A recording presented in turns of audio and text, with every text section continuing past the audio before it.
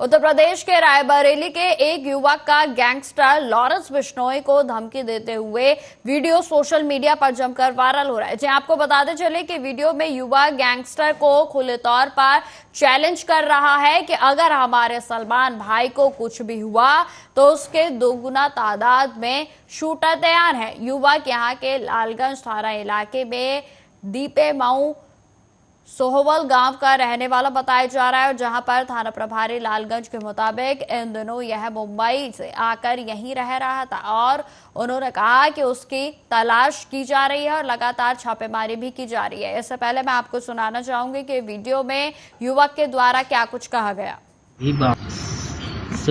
Lawrence Bishnoi 2000 shooter तेरे तैयार है तो 5000 शूटर मैंने भी मामले में भेज रखे हैं।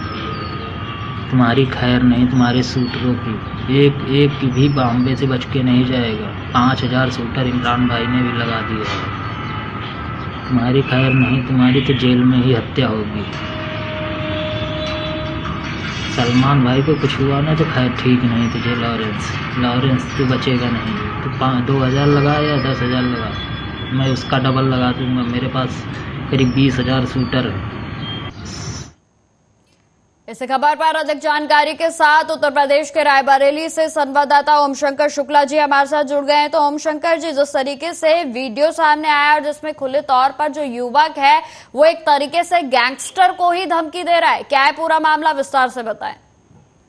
ये बिल्कुल, ये लालगंज कोतवाली क्षेत्र के दीपे मऊ गाँव का रहने वाला युवक है और बॉम्बे में किसी कंपनी में काम करता है। ये बॉम्बे से जब ट्रेन से आ रहा था तभी इसने वीडियो बनाकर जो है वो इंस्टाग्राम पर डाउनलोड कर दिया। हालांकि वीडियो वायरल होते ही पुलिस जो है हरकत में आई और स्टेशन पर जैसे ही राइड लिए उतरा है लालगंज में, वैसे पुलिस ने इसको हिरासत में ले लिया है। तो निश्चित एक तरह से देखा जाए तो एक पुलिस को बड़ी सफलता मिली है कि वीडियो वायरल होने के कुछ ही घंटों के अंदर जो है पुलिस ने आरोपी युवक को हिरासत में ले लिया। जी ओम शंकर जी, जिस तरीके से युवक बेधड़क होकर एक तरीके से पूरे तरीके से खुलेआम धमकी दे रहा है और वो भी लॉरेंस बिश्नोई को धमकी दे रहा है, और जिसपे कि साथ ही साथ ये इस बात का भी दावा कर रहा है कि उससे ज्यादा जो शूटर्स हैं वो इसके पास रेडी हैं, तो क्या इसकी तहकीकात की जा रही है? क्या इसका पहले भी कुछ ऐसा रिकॉर्ड रहा है? जी बिल्कुल, पुलिस इस इमरान नाम के युवक के आपराधिक इतिहास की भी तफ्तीश कर रही है और इससे जिस तरह से वीडियो इसका वायरल हुआ है उससे रायबरेली की पुलिस प्रशासन ने पूरी तरह से हड़कंप मच गया। हालांकि जैसे ही युवक लालगंज रेलवे स्टेशन पर ट्रेन से उतरता है पुलिस इसको हिरासत में ले लेती है और उसके बाद जो है अब युवक से पूछताछ जारी है। तो नहीं कि सोशल मीडिया पर वायरल होने के लिए एक पब्लिक स्टंट जो है वो इस युवक ने किया हो? हाँ, प्रथम दृष्टया जो है पब्लिक स्टंट ही लग रहा है, क्योंकि अभी तक इसका कोई भी आपराधिक इतिहास सामने नहीं आ पाया है। हालांकि पुलिस जो है इस आरोपी से पूछताछ शुरू कर दी है। ठीक है ओम शंकर शुक्ला जी, तमाम जानकारी के लिए आपका बहुत बहुत धन्यवाद। खबरों में आगे बढ़ते हैं। अगली खबर भी रायबरेली से ही है। आपको बताते चले कि पति पत्नी से मामूली कहास होने के बाद अब पत्नी ने फांसी के फंदे पर लटककर अपनी जान दे दी। जो आपको बताते चले कि मामला खिरो थाना क्षेत्र के पासीन पूर्वा गांव का बताया जा रहा है, और जहां पर अमृत उम्र तकरीबन 28 वर्ष का अपनी पत्नी रेशमा से किसी बात को लेकर विवाद हो गया और जिसपे दोनों के बीच कहासुनी हो गई और उसके बाद पत्नी घर के अंदर चली गई। पत्नी को ढूंढने पर पति भी जो है उसके ढूंढते ढूंढते उसके पीछे चला गया, लेकिन आज सुबह रेशमा का शव पेड़ के ऊपर जो है वो टहनी से लटका हुआ मिला, और जिसके बाद आपको बताते चले कि पेड़ पर साड़ी और जो है वो रेशमा ने उससे फांसी लगा दी थी, और जिसके बाद वो फंदे पर झूलता हुआ शव जो है वो देखा गया। महिला की मौत की सूचना पर घटनास्थल पर ग्रामीणों की भारी भीड़ जुट गई और स्थानीय लोगों की सूचना पर मौके पर पहुंची पुलिस ने शव को पेड़ से उतारकर पोस्टमार्टम के लिए भेज दिया है। वहीं आपको बताते चले कि पुलिस भी पूरे मामले की तहकीकात में जुटी है। कहाँ रहती हैं? हम पासिंग के पूरा थाना कौन सा लगता है? खीरो लगता है। हाँ। क्या हुआ है आज आपके यहाँ? क्या हुआ है, लड़ाई तो भईबे नहीं भाई, बहुरिया खाली खाना नहीं खाई। अच्छा, तो बच्चा लेवावे गे रहे उनकी मम्मी का कि समझा दिया चला काहे खाना नहीं खा। मम्मी समझौती रही, मम्मी क्या कहा नहीं माने ने।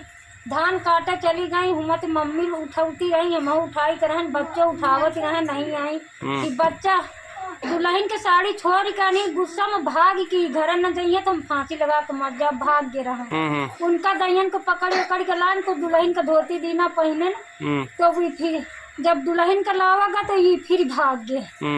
ये जब भाग गया तो दुल्हन ठाड़ी रही अपनी महतारी के लगे, हम बच्चा का ढूंढी तरह है न, और अपनी महतारी के लगे तो ये भागी गई महतारी। कल कितनी देर घटना है चाची ये? 7 बजे शाम की।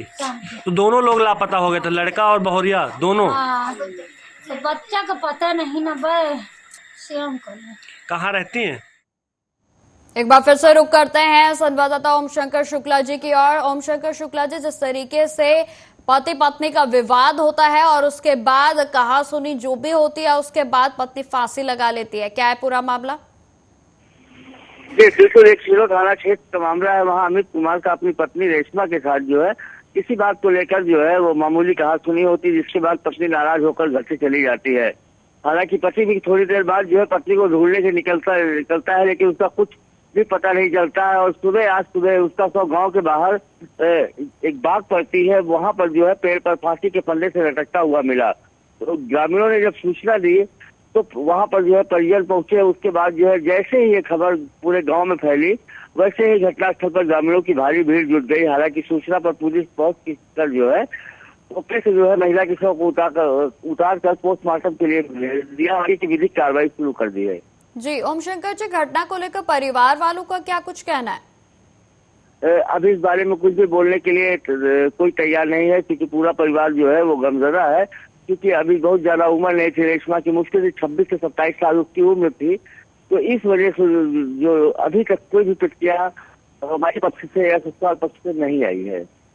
पति का क्या कुछ कहना है? क्या विवाद का कारण अब तक पता चल पाया है कि आखिर किन कारणों के चलते जो मृतका है उसके द्वारा इतना बड़ा कदम उठा लिया गया? हाँ, किसी बात को लेकर पति पत्नी में मामूली कहा सुनी हुई थी, जिसके बाद जो है वो नाराज होकर घर से चली गई थी। हालांकि पति को उम्मीद भी नहीं थी कि वो इतना बड़ा कदम उठा लेगी, लेकिन अब चूंकि घटना बहुत ही दुखद है तो पुलिस पूरे मामले की हर पहलू से जांच कर रही है। जी, किस क्षेत्र का ये पूरा मामला बताया जा रहा है? पुलिस की ओर से क्या कुछ कार्रवाई अभी तक की गई है? ये खीरो थाना क्षेत्र के अंतर्गत एक पासिंग का पूर्वा गांव पड़ता है, ये वहाँ की घटना है और पुलिस जो है शव को पोस्टमार्टम के लिए भेज दिया है। जी, आखिरी सवाल मैं आपसे पूछना चाहूंगी, क्या परिवार वालों की ओर से जो कि महिला के पक्ष के थे उनकी ओर से किसी तरीके की कोई तहरीर दी गई है? नहीं, अभी जो है वो किसी तरह की कोई तहरीर की सूचना नहीं मिली है। ठीक है ओम शंकर जी, तमाम जानकारी के लिए आपका बहुत बहुत धन्यवाद। अब खबर उत्तर प्रदेश के अलीगढ़ से है, जहां पर स्कूटी टकराने को लेकर विवाद हुआ, जिसमें विशेष समुदाय के युवक के साथ 1 दर्जन से अधिक दबंगों के द्वारा मारपीट की गई। आपको बताते चले कि घायलों ने यह बताया कि वे अपने पिता को उपचार के लिए निजी अस्पताल में ले जा रहे थे और जहां पर मेडिकल कॉलेज की ओर वह गए थे और तभी स्कूटी टकराने पर उनके साथ मारपीट की गई। घायल का यह भी आरोप है कि उनके साथ जो है बेहद ही बदसलूकी की गई और दबंगों ने जमकर उनके साथ मारपीट कर दी। वहीं आपको यह भी बताते चले कि पुलिस उपचार के लिए उन्हें अस्पताल में लेकर पहुंची, जहां पर डॉक्टरों ने घायल को उपचार देने के बाद मेडिकल कॉलेज के लिए रेफर कर दिया। सूचना पर सपा के नेता, पूर्व एएमयू के छात्र नेता भी वहां पर पहुंचे और जहां पर आपको बताते चले कि शिकायत को दर्ज कर लिया गया है। घटना थाना दहली गेट इलाके गौशाला के निकट की बताई जा रही है।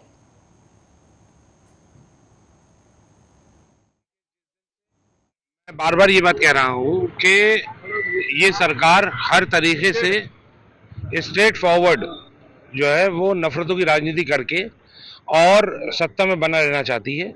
इसके लिए इसके गुंडे सड़क जगह जगह पे जो है वो उत्पात कर रहे हैं और आज तक इन्होंने कोई कड़ी कार्रवाई नहीं करी। अभी पहले औरंगजेब का मसला हुआ, उसमें भी हम लोगों ने देखा किस तरह से पूरी प्रशासन ने अपनी ताकत लगा दी, किस तरह से प्रशासन ने पूरी हिमायत ली उन लोगों की। और आज भी जो है वो जिन लोगों ने ये चीज़ को अंजाम दिया है उसमें कुछ भाजपा के भी लोग शामिल हैं जहाँ तक बात है, तो उसमें प्रशासन को सख्त कार्रवाई करनी चाहिए। हम लोग कल सुबह एसएसपी साहब से इस घटना को लेकर मुलाकात करेंगे।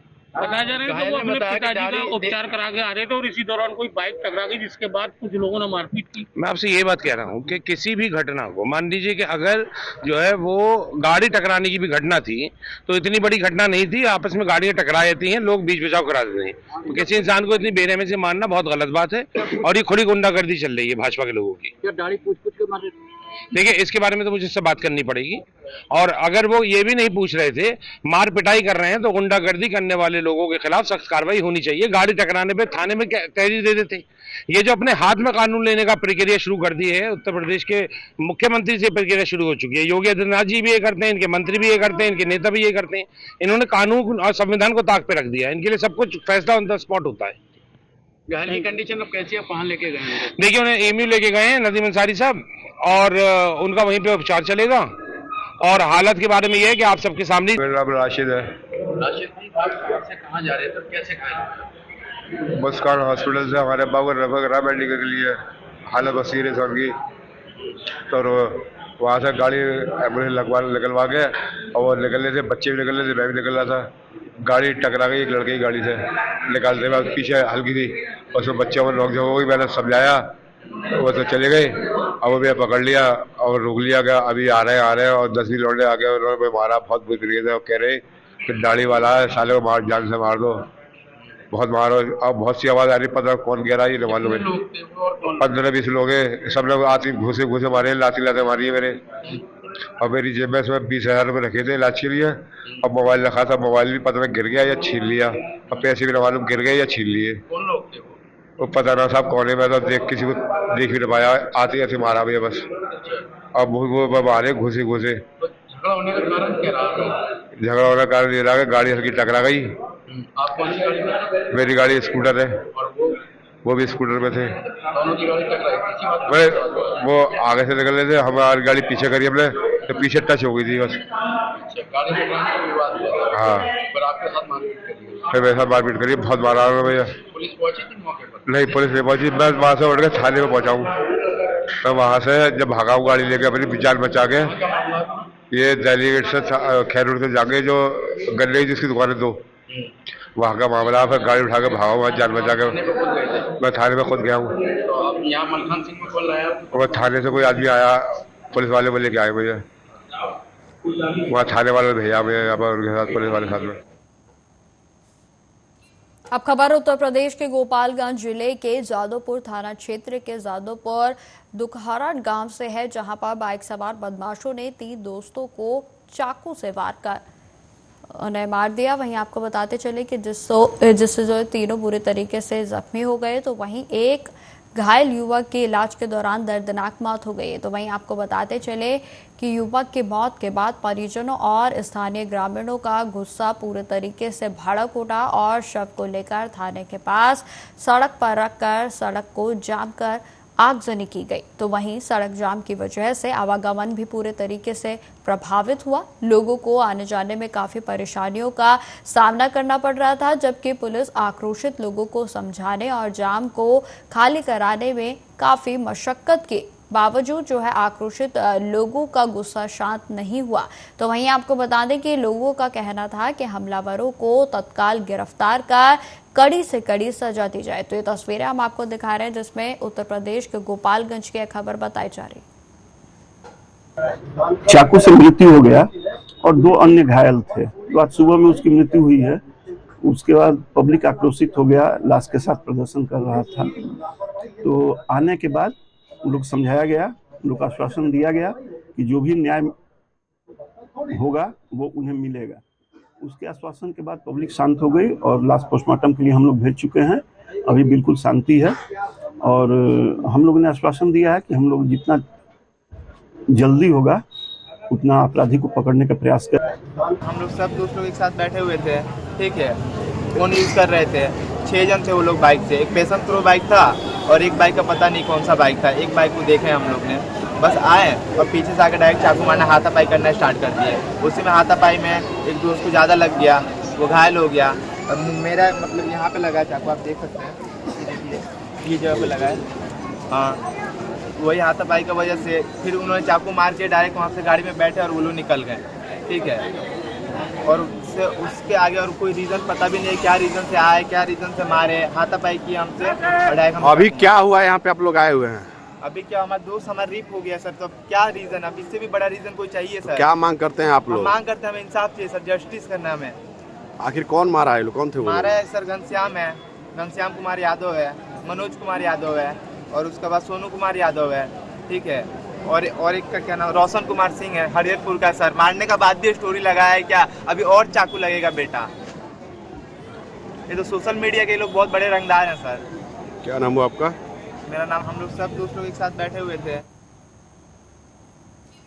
अब खबर बिहार के भागलपुर नाथनगर भतूड़िया कंझिया बाईपास 4 लेन चौक के पास की है, जहां पर चल रहे 10वें दिन अनिश्चितकालीन धरना प्रदर्शन के दौरान एडीएम एनएचआई के अधिकारी वार्ता के लिए धरना स्थल पर पहुंचे और जहां पर एसडीएम के साथ साथ एनएचआई के अधिकारियों के द्वारा प्रदर्शनकारियों के साथ वार्ता के दौरान 3 वैकल्पिक मार्गों का सुझाव दिया गया, लेकिन प्रदर्शनकारी अंडरपास के मार्ग पर अडिग रहे। और वहीं आपको बताते चले कि प्रदर्शनकारियों का कहना है कि भतूड़िया कंझिया 4 लेन चौक पर अंडरपास हमारी मुख्य मांगे हैं और जब तक हमारी मांगों का कोई ठोस निर्णय नहीं हो जाता है तब तक धरना प्रदर्शन लगातार जारी रहेगा।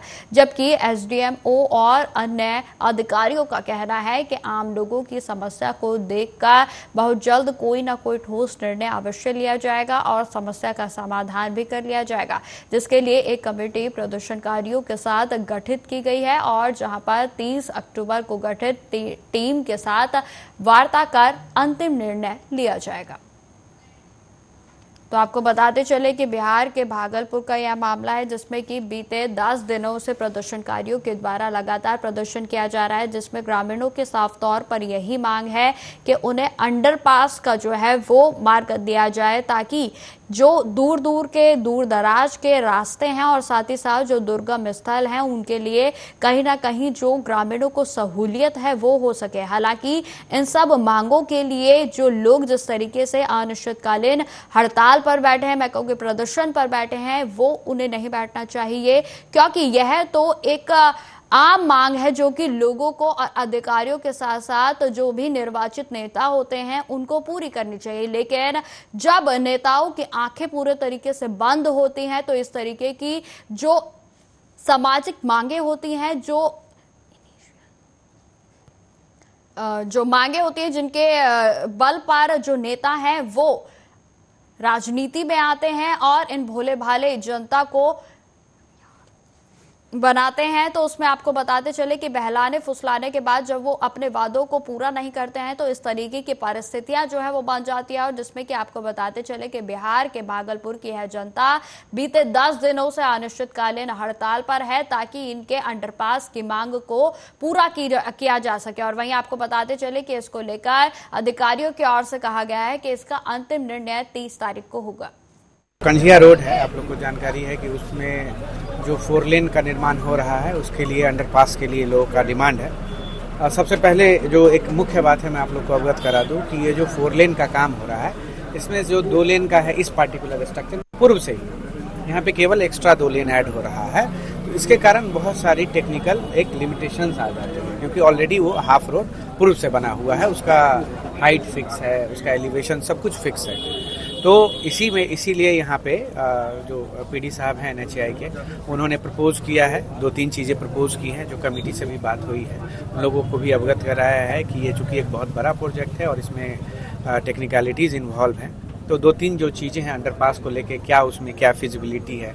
जो दूसरा पीडी साहब ने एक उपाय सुझाया कि जो सर्विस रोड जो ऑलरेडी इन्होंने दे रखा है उसके अलावा अगर यहाँ पे एक फुट ओवर ब्रिज बना दिया जाए जिससे बाइकर्स हों या फिर ये जो ऑटो टोटो हो, पैदल व्यक्ति हो, वो डायरेक्ट आ जा सकते हैं। और तीसरा एक है राउंड अबाउट, जो कि मुख्य सड़क को कनेक्ट करके एक राउंड अबाउट हम लोग बना देते हैं जिससे कनेक्टिविटी में कोई समस्या नहीं होती है। ये 3 चीज़ें हैं जिससे कि इस समस्या का निदान हो जाएगा। तो उसका चूंकि ये टेक्निकल चीज़ है तो टेक्निकल टीम आई है पटना से, वो इसको स्टडी करके एक रिपोर्ट दे देगी और यहाँ जो स्थानीय कमेटी है उनको भी बैठाया जाएगा और हम लोग की तरफ से आश्वासन गया है कि जो सबसे बेस्ट सॉल्यूशन होगा टेक्निकली और निश्चित रूप से जो कोई भी प्रोजेक्ट जनता के लिए होता है तो जनता के लिए लाभदायक होगा, वही कार्य किया जाएगा। आज जो है हमारे भागलपुर के अनुमंडल पदाधिकारी यहाँ पर आए थे और वो जो NHI के जो पदाधिकारी थे उनको लेकर के आए थे और उन्होंने जो है NHI के जो पदाधिकारी है